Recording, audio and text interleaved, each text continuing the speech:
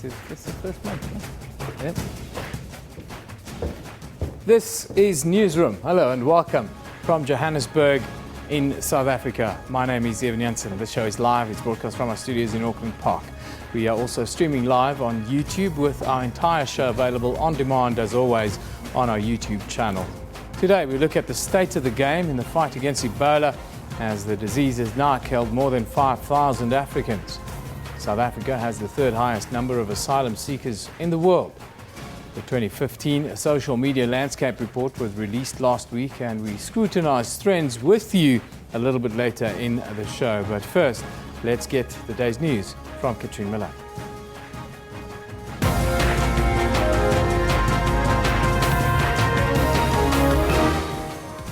Well, hello and welcome to Newsroom on SABC News. I'm Katrine Malan, and let's take a look at those top stories this morning. Only 54 bodies of South Africans who died in Nigeria's church tragedy 2 months ago are ready to be repatriated. This emerged after a meeting between the Minister in the Presidency, Jeff Radebe, and the Lagos State Governor to discuss bringing back the remains of the 81 South Africans who died at the Synagogue Church of All Nations building collapse. The Minister had indicated earlier that all the bodies could be home by the weekend. Murder-accused Nico Henning is expected back in the Pretoria District Court today to face trial for the murder of his estranged wife, Chanel Henning. The 26-year-old mother was shot dead shortly after dropping off their child at a creche in Ferry Glen, Pretoria in November 2011. Nico Henning's friend Andre Gous and a Nigerian former athlete Ambrose Monye have both been sentenced to life in prison. Two other men, Gerardus du Plessis and Willem Pike Pieterse, are serving 18-year prison terms after confessing to their roles in the killing. The World Health Organization says the number of deaths from Ebola have now risen to more than 5,100. The WHO suggests that new infections may be slowing down in parts of Guinea and Liberia, leading the agency to believe that the fight to contain the disease is having an effect. The Ebola outbreak is thought to have infected more than 14,000 people, almost all of them in West Africa. As we get more and more out in the countryside, we're finding more and more cases of the disease, more communities affected. So I'm deeply concerned that the true numbers of people affected by the virus, dying of it, are higher than the numbers being reported. Scientists at the European Space Agency are facing an anxious wait to learn the fate of a robot probe that made a historic landing on a comet more than 500 million kilometers away. However, there are fears that the robot did not stay in place as planned. Data from the craft indicates it landed at least 3 times on the comet after harpoons failed to attach it to the surface on the first attempt. The robot sent images of the icy grey comet during its approach. And social media has been a buzz of pictures and videos after 2 window washers were rescued at the New World Trade Center in New York after the cable secured the platform snapped. The 2 were left dangling 69 floors above the ground for almost 2 hours. Rescuers cut a window to reach the workers. The new building, which stands on the site of the former World Trade Center, which was destroyed in the 9/11 terror attacks, opened last week. Well, more on that story and all of our top stories this morning are available on our Newsroom Facebook page. You can also follow us on Twitter at SABC Newsroom. Eben, over to you. Yeah, thank you very much, Katrine. The death toll from the Ebola outbreak in West Africa's 3 hardest hit countries, Guinea, Liberia and Sierra Leone, has now risen to 5,147. The World Health Organization reports show that Ebola is still spreading intensely, especially in Sierra Leone, where hundreds of workers at a clinic have also gone on strike now. Earlier this week, relief organization Doctors Without Borders issued a warning that the epidemic has already entered a new phase. While the international response is finally scaling up, MSF is concerned that the strategy and approach to the epidemic are already outdated and relate to the needs of 2 months ago. Now, joining us today is Jens Pedersen, MSF South Africa's Humanitarian Affairs Advisor. Very good morning to you, Jens. Thank you for joining us. We saw what the UN said a little bit earlier, that they believe as they go out into the villages that the true scale of this epidemic will come out. The latest information and your views. It's absolutely true that we are discovering more as the response gets underway. It also indicates the challenge of the current data sets, because we do believe that there is much more and many more cases that have gone unreported. Now, the challenge of this is, as we move from the cities and from the current locations where centers have been set up to new areas, the response needs to adapt to that. It's simply not enough just to find cases, but there needs to be put in place procedures, treatment centers, and so forth to deal with the cases. And that's what we are critiquing with the current response, which is simply not adapting quickly enough. You spoke, we spoke ourselves here about the epidemic now entering a new phase and that the international response is about 2 months behind this.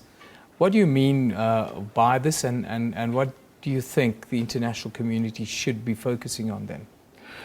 To give one example, 2 months ago or several months ago, donors and organizations allocated and received money to build treatment center in one location. Yeah. Now we're seeing a change pattern in the outbreak, so you will need a transfer of those resources to a different location, to be very practical. Yeah. Now there are bureaucratic and administrative obstacles that prevents the transfer of that response. So we are stuck in locations where 2-3 months ago made sense, but not being able to simply move where the needs are at the moment. Bureaucratic bungling, it seems, is always a problem when it comes to relief efforts. What is needed now? What's needed now is that, first of all, we must acknowledge that although we are seeing a decreased number of cases admitted to our facilities, we are still far away from the end of the outbreak. So the efforts needs to be sustained. This will be a long effort. As we are seeing, for example, in Monrovia, fewer number of Ebola patients being admitted, we need also to start focus on the other issues of a healthcare system that has collapsed, such as children suffering from malaria, pregnant women needing safe deliveries, and so forth. And then, when it comes to Ebola, we need to make sure that there is a mobility in the response that can allow to follow the outbreak as it evolves. Yeah. Just paint us a picture of the current situation in Liberia, Guinea, Sierra Leone, the different countries. What kind of crises are affecting the countries? Is it as much economic, one would think, as it is with the movement of the disease? There are many, many severe consequences of the Ebola outbreak. The number of infected and number of death is the tip of that iceberg. There are high numbers of families that have been torn apart, children that have been orphaned. There are potential issues when it comes to food security because farms have not been yielded, they are not being planted or harvested later on. And all these ramifications spread slowly like rings in the water. Yeah. What we're seeing now in Liberia is that there has been a community mobilization to protect themselves. But on the other hand, in Sierra Leone, we've seen that over the past month, the number of cases have doubled. Yeah. And in Guinea, what we're seeing is that the treatment facilities we have, in particular in Conakry and in some of the more urban areas, are slowly being filled to capacity, and there needs to be more done in Guinea. A lot of focus has been given to Liberia and Sierra Leone in particular, and Guinea has been a little bit in the shadows in terms of international response and assistance provided. What are the main obstacles then that you see in this short and medium term in dealing with the spread, and also, do you believe what the UN is saying, that they believe we're slowly starting to win this fight and contain? I would like to believe that we are starting to win this fight. It's too early to say so, in my opinion. We need to continue the efforts. In the short term, what needs to be done is that we need to recognize that the outbreak is incredibly unpredictable. We've seen spikes and increase and decrease in numbers of cases continuously, and we need to be able to adapt to that. In the medium term, we need to mobilize healthcare workers, not just funds. We need to not just build treatment facilities, but we Yeah. also need to make sure we have nurses and doctors to work in these facilities. They need training, they need proper supplies of protective gears and so forth. We also see, we see now that hundreds of workers, clinic workers or medical workers in Sierra Leone have also gone on strike now. How difficult are the conditions that they're working under? Well, in some of the conditions, in some of the facilities, in particular the ones where there is perhaps not the needed support from organizations, it is very difficult. First of all, it's very, very stressful as a healthcare worker to work in an Ebola environment because your patients suffer tremendously and you do not have the same remedies as you usually do to treat your patients. As healthcare workers, we also take risks, and it's important that to care for Ebola patients, we are being provided the tools to protect ourselves. Now, if healthcare workers are not giving those tools, then it is incredibly dangerous. Yeah. What about the spread outside of those countries? We see new cases being reported in Mali. How is that being responded to? Well, we've seen now some isolation or containment measures being put in place in Mali. I think it's important, as we've seen in many other countries as well, that we cannot quarantine our way out of Ebola. Yeah. We need to make sure that we have a system in place based on trust, where patients or people who have had contact with Ebola are willing to come forward and report, and we then can monitor whether these contacts develop symptoms. Let's move this a little bit forward to one day. Let's hope it's in the near future. If we see an end to this deadly virus, do you see countries like Guinea, Sierra Leone, do you see them recovering completely, especially the health systems in those countries and the economies? And what sort of time frame would you think it would take for them to recover? I see them recover. I've worked both in Sierra Leone and Liberia, and it's the people of Sierra Leone and Liberia are incredibly hard-working people. They've, in both countries, have gone through long times of civil war, incredibly brutal and devastating civil war, of which they have slowly recovered. Now, faced with Ebola, all of this gets challenged once again. But knowing my colleagues and knowing my friends in Liberia and Sierra Leone, they will recover. It's important, though, even to keep in mind that they deserve support, and it's our responsibility as healthcare workers, as fellow citizens, to support them in that. Talking about that support, in conclusion, just tell us where people can pledge their support and what they should be doing to support your effort at Médecins Sans Frontières. Well, we've been fundraising for more than a month now to enhance our response to the Ebola, and people can SMS join to 41486 or can go to the website www.decidetodonate.org.za. Well, Jens, thank you very much for joining us today. We've got it all on screen for you right now. That's where you can go and make your contribution. You can SMS your contribution. It's that easy to make a difference in dealing with a scourge that's really affecting Africans as we speak. Thank you, Jens Pedersen, who's the South African Humanitarian Affairs Advisor for Médecins Sans Frontières. Thank you once again for joining us. Thank you. Well, let's take a look now at the front pages. What else is happening in the world right now? In Europe, the Times, like many other international papers today, are looking at the historic landing of the Rosetta satellite. In Ecuador, in South America, the Metro also has a picture of the satellite landing there. After a decade-long journey across space, the Rosetta touched down on the surface of a comet yesterday. And then down under, our Australian friends at The Australian is reporting that Russia has sent a fleet of warships towards Australia in an apparent display of muscle flexing ahead of the G20 meeting in that country.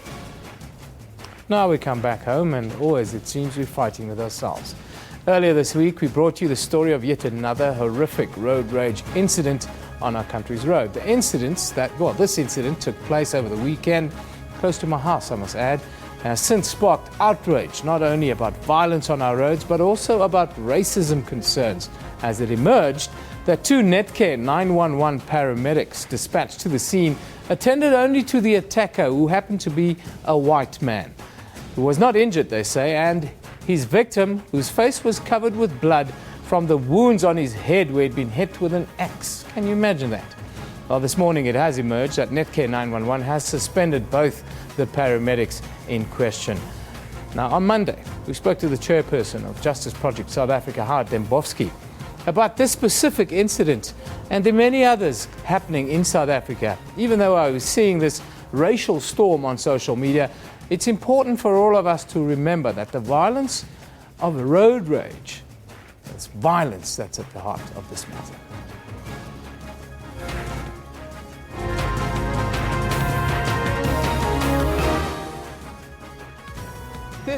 It's not one race or the other that's to blame here. I've been abused on the roads by everybody, all races in South Africa. Now, I ask you, is it not time for us to put together structures so that we deal with this residual anger on the roads?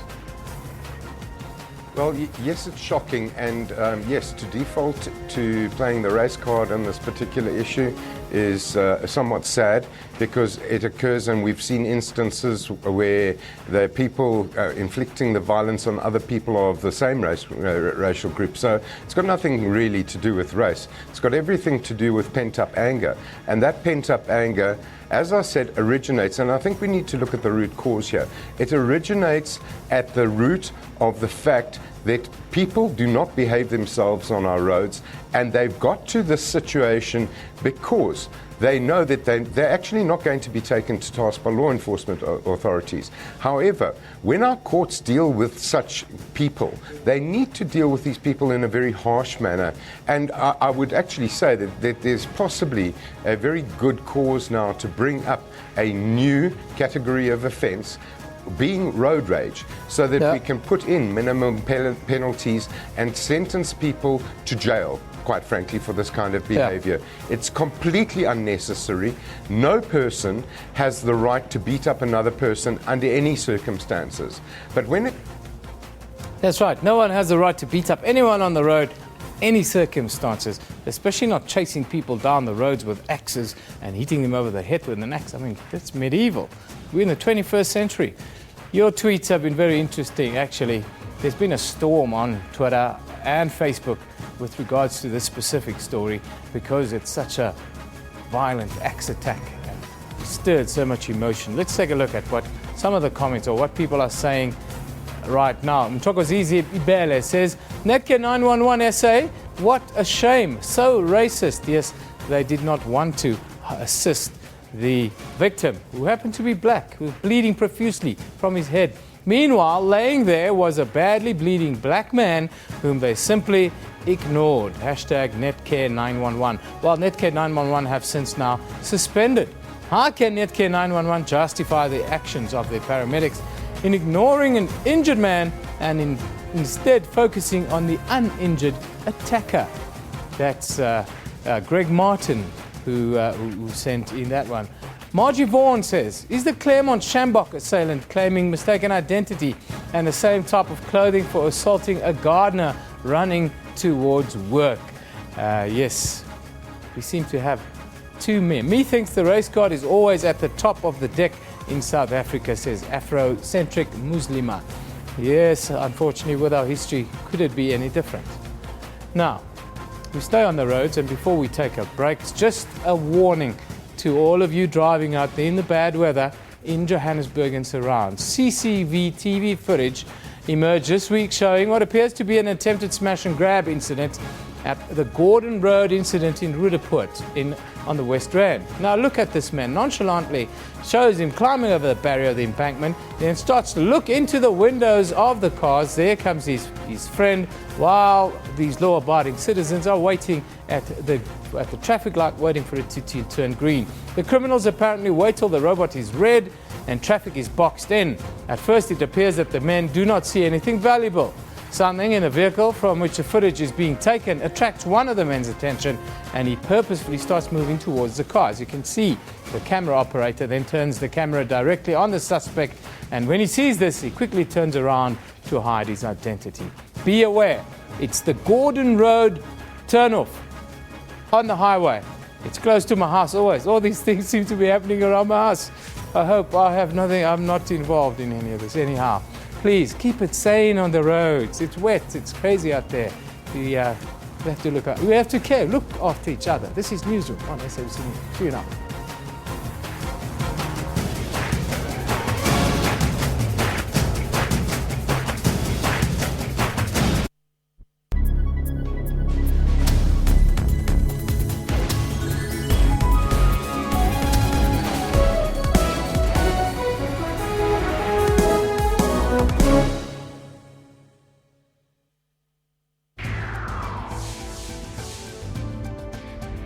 We really know the hype is about the new and how about the new cabinet will actually perform. But what role should then the media be playing at this critical stage? I would hope that the media will give the newly appointed people a benefit of the doubt. Has the media lost its respect in this regard? We want you to tell us. Many factors that are hidden from the public in terms of this ought to be brought out by the media. Watch Media Monitor with me, Alicia Jali, Sundays at 9 a.m. only on the SABC News channel.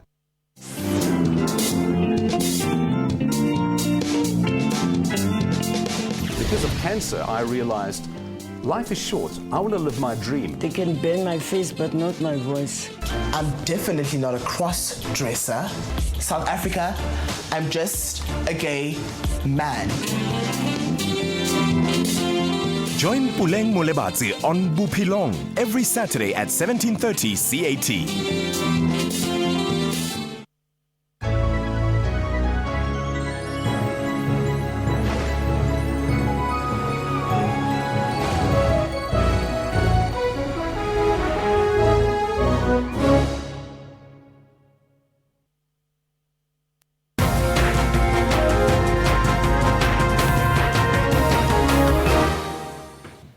Welcome back. You're still with Newsroom on SABC News. It was announced this week that South Africa has the third highest number of asylum seekers in the world.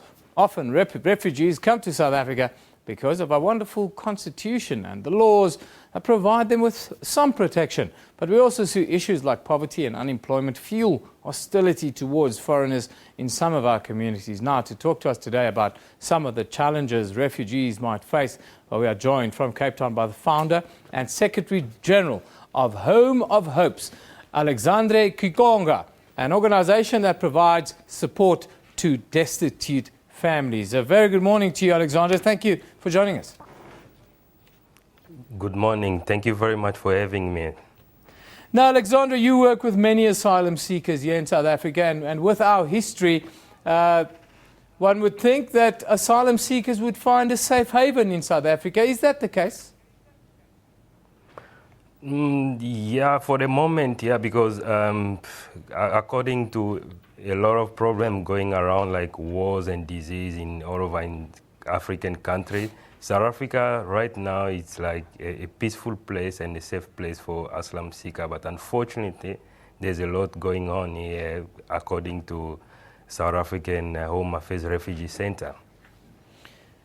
What do you say about our asylum policy here in this country? Is it user-friendly and does it really do what it sets out to do? And in my opinion, it was user-friendly, but right now I don't want to go through a lot of comment as the public, they can see for themselves, view the television and all the stuff. It's not accommodating any asylum seeker anymore for the moment, especially around here in Cape Town or even in Johannesburg. It's very tough. Tell us about some of the stories that you know about asylum seekers here in South Africa that are struggling to get by. There's a lot of asylum seekers are struggling to get themselves documentation, because there is some stage you have to go through to be recognized as a refugee. First of all, there is a section 22, which is an asylum seeker. If you got that, you cannot work or you cannot go study. But most the refugee or most the asylum seeker come from their country, African countries. they've got careers to pursue. Some of them, they are doctors, and especially on myself, I had a dream to be a doctor. But when I arrived in South Africa, I got the asylum seeker, I cannot pursue that. So that's the huge challenge of the asylum seeker here in South Africa.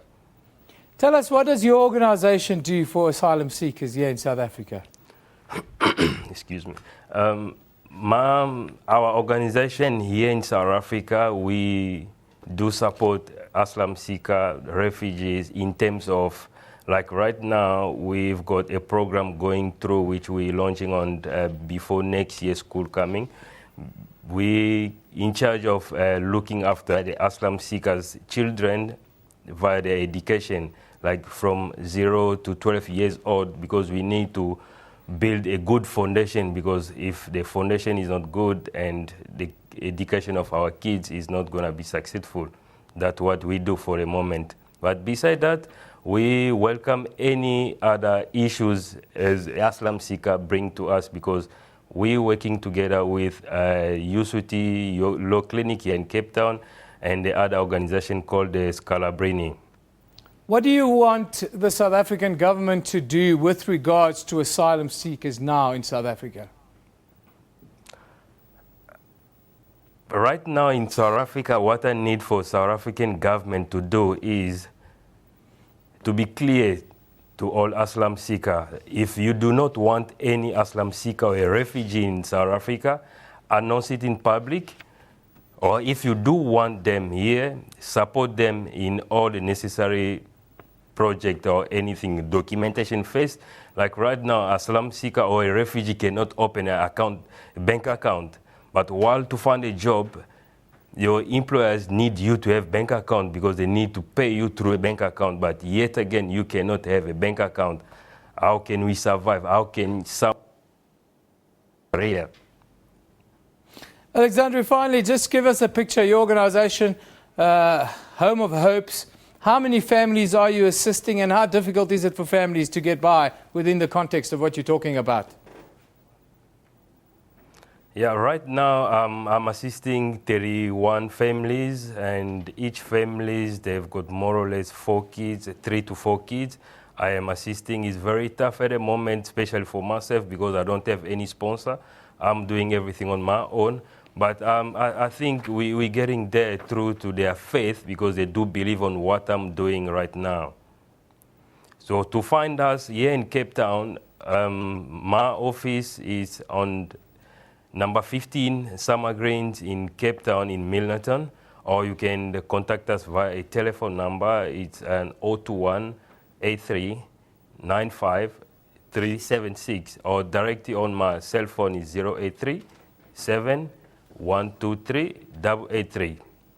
Alexandra, thank you very much for joining us, talking about the challenges refugees and asylum seekers face here in South Africa. It's very difficult. You've mentioned that they can't open a bank account, and therefore you can't get a job, because you have to have a bank account in order to get a job. It's quite simple. I think we need to make it a little bit easier. That was the founder of Home of Hopes, an organization that helps refugees and asylum seekers here in South Africa. Let's take a look now at what's on our Facebook page. Today you will see there that the family of murdered Swedish tourist Annie Devani will gather in Khayelitsha on the Cape Flats to commemorate the 4th anniversary of her killing. Then the Randburg Magistrates Court is expected to hear closing arguments today in the inquest into a fatal crash involving President Jacob Zuma's son, Duduzane. And you will also see that only 54 bodies of South Africans who died in Nigeria's church tragedy in September are ready to be repatriated. You can find all of those stories and a whole lot more, of course, on Newsroom's Facebook page. You can also visit sabc.co.za/news. There you see it. That's where we live. We love your interactions. We'd love you to send us pictures especially. It really adds quite a bit to the story that we're trying to tell, and mostly positive one here in South Africa. Time for us to take a short break. Newsroom will be back right after this.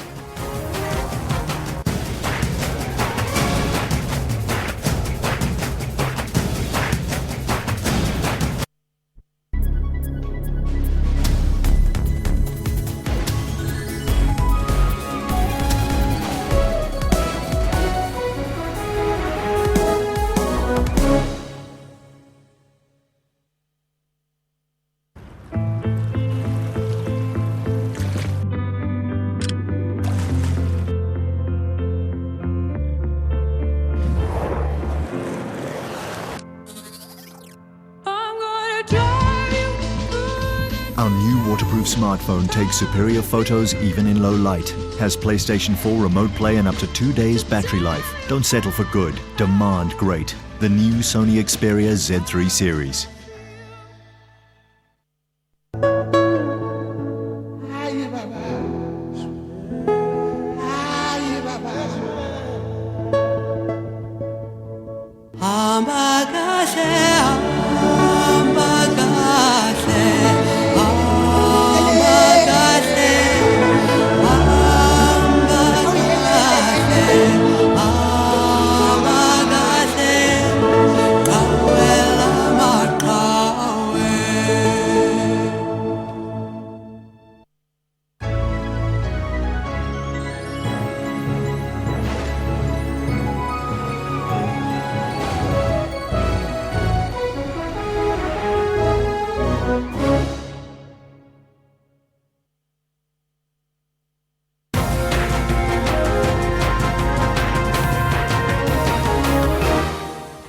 Well, hello and welcome back here with Newsroom on SABC News. Let's just recap those top stories this morning. Only 54 bodies of South Africans who died in Nigeria's church tragedy 2 months ago are ready to be repatriated. This emerged after a meeting between the Minister and the President, Jeff Hadebe, and the Lagos State Governor to discuss bringing back the remains of the 81 South Africans who died at the Synagogue Church of All Nations building collapse. The Minister had indicated earlier that all the bodies could be home by the weekend. Murder-accused Nico Henning is expected back in the Pretoria District Court today to face trial for the murder of his estranged wife Chanel Henning. The 26-year-old mother was shot dead shortly after dropping off their child at a creche in Ferry Glen, Pretoria in November 2011. Nico Henning's friend Andre Gous and Nigerian former athlete Ambrose Monye have both been sentenced to life in prison. Two other men, Gerardus Dupuis du Plessis and Willem Pike Pieterse, are serving 18 years prison terms after confessing to their roles in the killing. And social media has been a buzz of pictures and videos after two window washers were rescued at the New World Trade Center in New York after the cable that secured their platform snapped. The two were left dangling 69 floors above the ground for 2 hours. Rescuers cut a window to reach the workers. The new building, which stands on the site of the former World Trade Center, which was destroyed in the 9/11 terror attacks, opened last week. Remember, all those top stories and more are available on our Newsroom Facebook page. You can also follow us on Twitter at SABC Newsroom. Yeben, over to you. Yeah, thank you, Katrina. Now, a few years ago, social media was only regarded as mere slang being tossed around between high school and university students. Today, social media exerts tremendous influence over the way people, all of us, all ages and business globally operates. With the rise and constant change within the social media sphere, it's important to keep track of the interesting trends, facts and statistics. Earlier this month, the South African Social Media Landscape 2015 report was released. The report was compiled by a technology market research organization, Worldwide Works and analytics company Fuseware. Now, to break down and explain this report to us, we are joined by the Managing Director of Fuseware, Mike Ronsky. Good morning, Mike. Thanks for joining us. Good morning. It's good to be here. Before we get into the facts and the trends, just explain the background to this report and its purpose, really. Right. Well, the report's been going for 4 years running, and in the beginning we wanted to have an annual compilation of everything a marketer in South Africa needs to know about social media. What the trends are, what the stats, where things are going, how a company is using it, and more importantly, how a consumer is using it. And what are the main things that you've sort of picked out within the South African market or the wider African market in the last 12 months? Right. So the last 12 months has been an insane, incredible time for social media. From a consumer perspective, we've had incredible growth from the visual social media networks. For example, Instagram. There's over 1.2 million people on Instagram in South Africa now actively using it every month. YouTube has absolutely rocketed in usage. It's now up to 7.7 million active users. And from a business perspective, over 90% of South African brands are on social media in some way. And more interestingly, perhaps, is that Twitter has surpassed Facebook for many brands as the primary medium of choice for communicating on social media.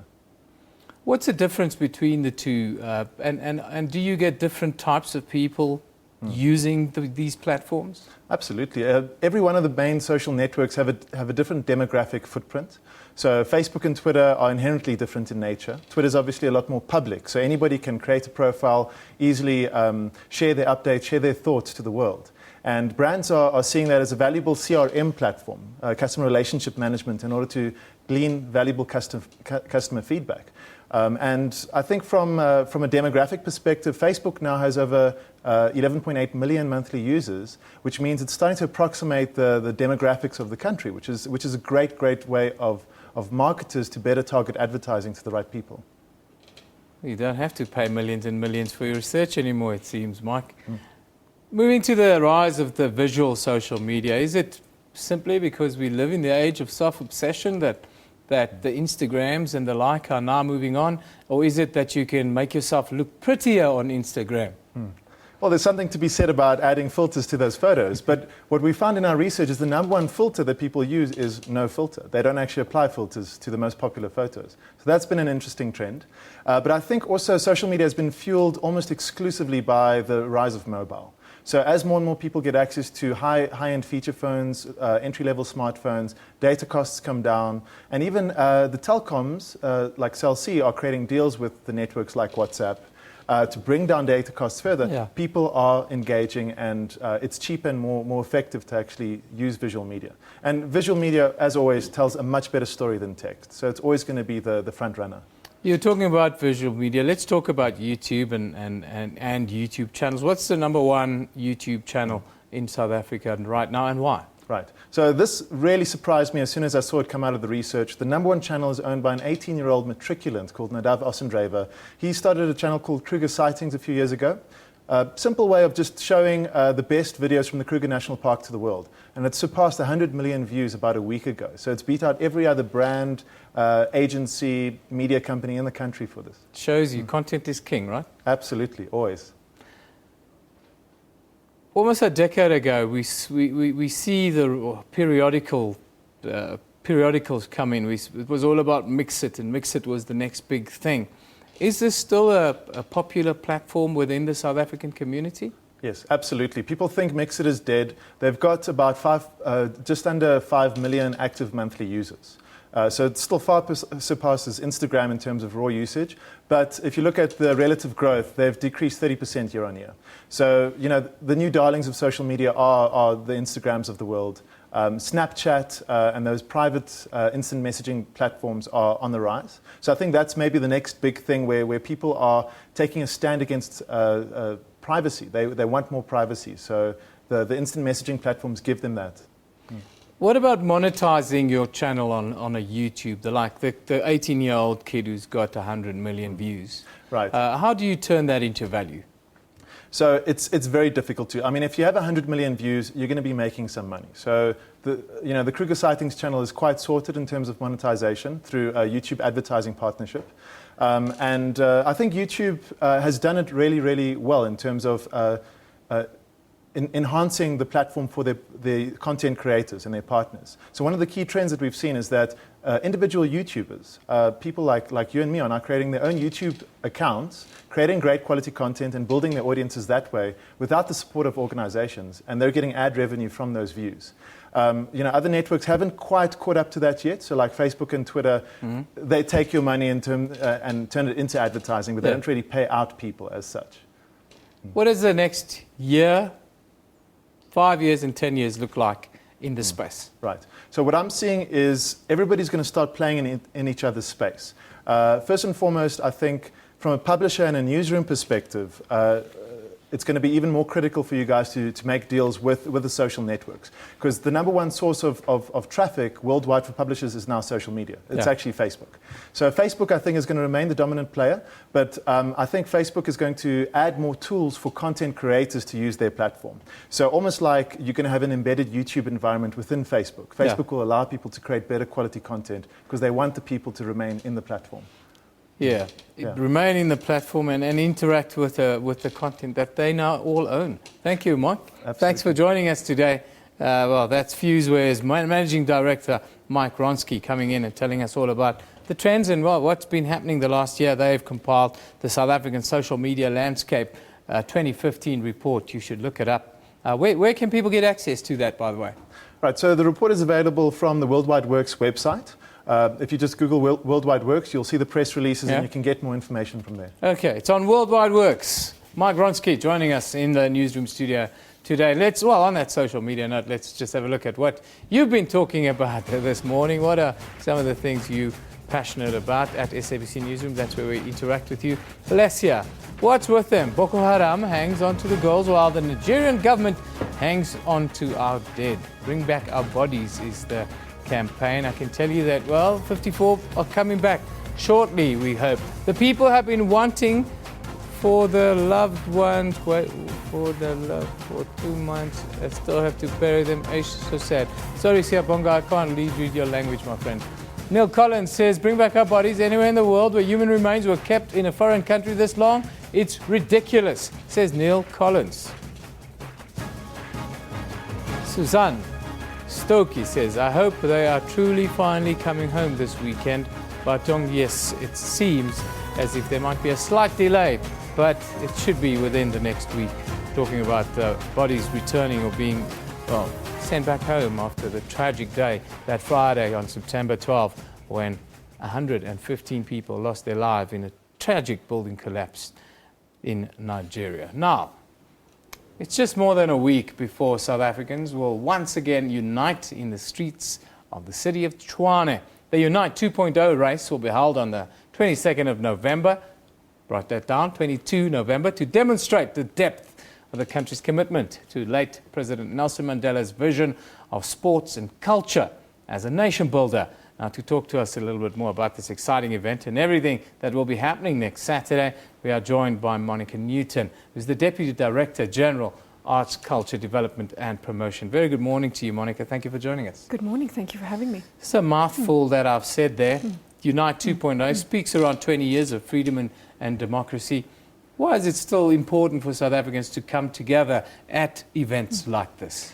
Well, one of the most important legacies of Dr. Nelson Mandela was the nation South Africa. And we think it's important that we get together, that we celebrate in this 20 years of democracy our freedom, certainly discuss the issues and challenges that we're still experiencing, but that we get together as a nation and do things together as a nation, as families, as friends. And the Unite campaign gives us the opportunity to do so in sport and culture, which are two of the most important components that lead to social cohesion. Talk about social cohesion. You know, we've got people chasing each other down the roads with axes, hitting each other over the heads. It all seems to always have racial connotations. Is this part of us overcoming that sort of legacy that's really a legitimate threat to us coming together as a country? Indeed. I think that the notion of social fabric is so important. The sense that it's not us and them, but that it's us. And it's in that reality that social cohesion and nation building is such an important project. It's such an intangible thing, but I think that some of the events recently have been an indication that we are moving further apart. And so events like Unite are so important. Unite 2.0, a new generation, a new South Africa to bind us all together, are fundamentally important. Now, we've just been watching, Monica, the pictures running over. Tell us about this race. Everyone can enter, we understand. And what sort of outcomes, numbers and the like are you expecting for the Unite 2.0? Well, there's so many different components to the program. There's a cycle race, 67 kilometers for those of you who are fit. Running, a range of different, those of us that are less fit, doing a 5-kilometer walk, a 9.7 kilometer walk, and a much longer 27-kilometer walk. There's also a huge cultural program, which we're very excited about, which sees us talking at a colloquium on the 18th of November with students, and really fundamentally important stakeholders and role players in our society. Judge Yvonne Mahoro, Mr. Rolf Meyer. So an opportunity for young people to talk about issues and to talk to important people. And then, of course, we celebrate the end of the races and the end of the walks. And for those of us that are still standing, to join a massive concert, 67 artists who will join us in celebrating the legacy of Dr. Nelson Mandela at the Union Building South Gardens. Oh, we'd love to celebrate here in South Africa. We will do that very well. Tell us about some of the headliners, who's going to be there amongst the artists. We see Minister Razmataz himself on the bike. He's invited everyone, even Gareth Cliff, he's invited to come to the Unite 2.0 race, just to show that we are inclusive in South Africa and everyone's happy. Minister Nathi Mthethwa will be walking as well, so please join Minister Mthethwa in the walk. The headline artists include a wide variety: Mr. Kurt Darren, Ms. Karen Zoid, Mahotela Queens, Puzi Kamisi, AKA, a very wide range of artists, poets, dancers, to really unite, collaborate, not just in musical genres, but in other genres. There will be designers and crafters and visual artists involved in the program as well, as we really bring together a true extravaganza of arts, culture and sport to celebrate such a great life, such a giant. We see all these different Unite ambassadors that you've got on screen there. The who's who really in South Africa. How were they chosen, and what's the sort of criteria needed to fulfill this role? Goodness, that's a really good question. I think that the notion of an ambassador is somebody who embodies something that we can respect, that we can look up to. So the ambassadors are a group of diverse people, our social cohesion advocates like Judge Yvonne Mahoro and amongst others, but also important sports people and arts people who people both within their fields and outside look up to, who can really embody and personify certain elements of the Unite campaign: social cohesion, respect, democracy, freedom of speech. And so they represent a very wide sample of society, precisely because we're trying to bring people together. Now, it's all for a good cause and it's all fuzzy and lovely. But there is money to be won for the professionals who are coming there to take place. So it's a serious event on that score. Tell us about all the money that cyclists and the like can come there and pick up. It's quite a sackful, isn't it? Indeed, there's some quite substantial prizes. So for professionals out there, please join us. But on the plus side, the concert is free. So we love that. We love that in South Africa. Free concerts and free drinks. And there is a registration fee, obviously, to just try and contain the numbers for all of the race elements. But the prizes are substantive, precisely to bring headliners, to make sure that we get good representation, but also to make sure that that folks feel rewarded for participating. But then there is the dessert at the end of the day, which is, of course, the free concert. Nobody does better dessert than us. Now, it's only 9 days away. Now, you know, here in Joburg, we always like to do things last minute because our lives are very important. How can people get involved at the last minute? Can they still enter? Absolutely. Uniteformandela.co.za is the website. There's Twitter, Facebook present, of course, very important, given your prior speaker. Yeah. And it's very, very important that everybody come. We're expecting about 20,000 people on the South Lawns at the Union Buildings for the concert, and hopefully many more will be involved in the different events that are part of the campaign. Well, Monica, thank you for joining us. That's the Deputy Director General, Arts, Culture, Development and Promotion, Monica Newton, joining us to talk about the Unite 2.0. Unite for Mandela campaign is really what it's about. It's happening on the 22nd of November this month. You have no excuse not to be involved. You're going to be in the capital. It's going to be absolutely beautiful. That's where we leave it today. Thank you, Monica, for coming in and bringing us the good news for a change. Newsroom is broadcast live from our studios in Auckland Park, Johannesburg, every weekday morning between 9 and 10 a.m. The show repeats then at 2 in the afternoon with a rebroadcast at 5 a.m. the following day. We also stream live on YouTube at that time with the whole show available on demand on our YouTube channel. This is SABC News. You've been watching Newsroom. You know, we love it in the morning.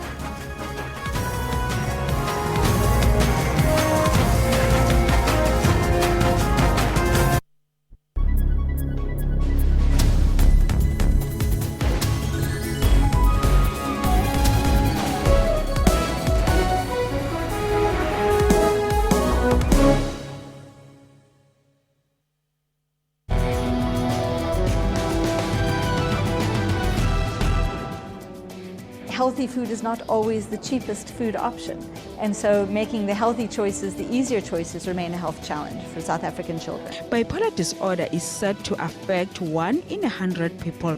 Low back pain, the most common spinal disorder, affects about 8 out of 10 people at some point in their lives. Back pain persists for more than a week or two. Seek advice. I'm Dr. Sello Madawu. Watch Health Talk every Saturday on SABC.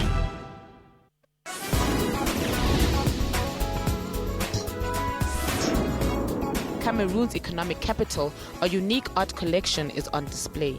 Titled Yesterday's Memory, Tomorrow's Memory. We are trying to preserve this heritage despite many things that have changed in the designing, embroidery and the model.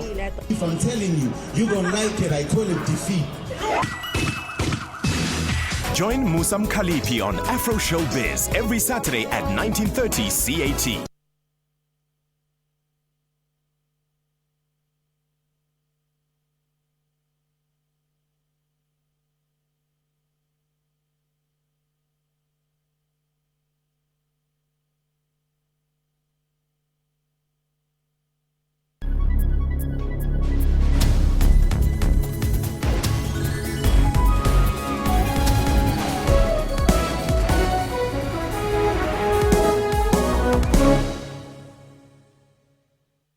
Zulega Mandela is one of the Mandela graduates